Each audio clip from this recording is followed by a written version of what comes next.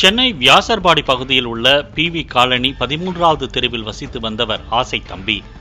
சரித்திர பதிவேடு குற்றவாளியான ஆசை தம்பி மீது 17 வழக்குகள் நிலுவையில் இருந்துள்ளன. வியாசர்பாடி PV காலனி 18வது தெருவில் வசிக்கும் விமலா என்பவரின் வீட்டிற்கு ஆசை தம்பி அடிக்கடி செல்வதை வழக்கமாக வைத்திருந்துள்ளார். இந்நிலையில் கடந்த 20ஆம் தேதியன்று இரவு 10 மணி அளவில் ஆசை தம்பி விமலாவின் வீட்டிற்கு சென்றுள்ளார்.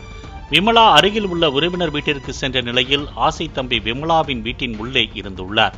அப்போது 5 மர்ம நபர்கள் விமலாவின் வீட்டிற்குள் புகுந்து ரவுடி ஆசை தம்பியை பீர் பாட்டில் மற்றும் கடப்பாக்கல்லால் சரமாரியாக தாக்கியுள்ளனர். இதனால் இரத்த வெள்ளத்தில் சரிந்த ரவுடி ஆசை தம்பி சம்பவ இடத்திலேயே உயிரிழந்துள்ளார். பின்னர் 3 மணி நேரம் கழித்து வீட்டிற்கு வந்த விமலா இரத்த வெள்ளத்தில் சடலமாக கிடந்த ரவுடி ஆசை தம்பியை பார்த்து அதிர்ச்சி அடைந்துள்ளார். இதனையடுத்து விமலா அருகில் உள்ள காவல் நிலையத்தில் புகார் அளித்துள்ளார். இதனைத் தொடர்ந்து போலீசார் விசாரணை மேற்கொண்டதில் கொலை செய்தவர்கள் அதே பகுதியை சேர்ந்த ஆட்டோ ஓட்டுநர்கள் என்பது தெரிய வந்துள்ளது. வடிவேல், அமாவாசை அருண், ஜெய்சங்கர், பாலாஜி, பாலமுருகன் ஆகிய 6 பேர் போலீசாரால் கைது செய்யப்பட்டுள்ளனர்.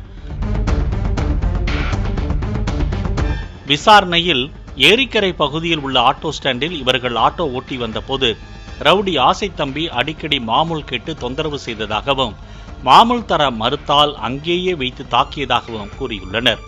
மேலும் அடிக்கடி ஆசை தம்பி ஆட்டோவில் சென்றுவிட்டு பணம் தர மறுத்துள்ளதாகவும் கூறப்படுகிறது. அண்மையில் ஆசை தம்பி மணலி வரை ஆட்டோவில் சென்றுவிட்டு பணம் தர மறுத்துள்ளார். ஆட்டோ ஓட்டுநர் பணம் கேட்டதற்கு ஆட்டோ ஓட்டுநரை கொடூரமாக தாக்கியதாக சொல்லப்படுகிறது. இதனால் இனி இவனை விட்டால் நாம் அன்றாடம் ஆட்டோ ஓட்டி பிழைக்கும் பணத்தை பிடுங்கி விடுவான் என நினைத்து ரவுடி ஆசை தம்பியை பின்தொடர்ந்து கொலை செய்ததாக ஆட்டோ ஓட்டுநர்கள் வாக்குமூலம் அளித்துள்ளனர். மேலும் வழக்கில் தொடர்புடைய இன்னும் 3 நபர்களை போலீசார் தேடி வருகின்றனர்.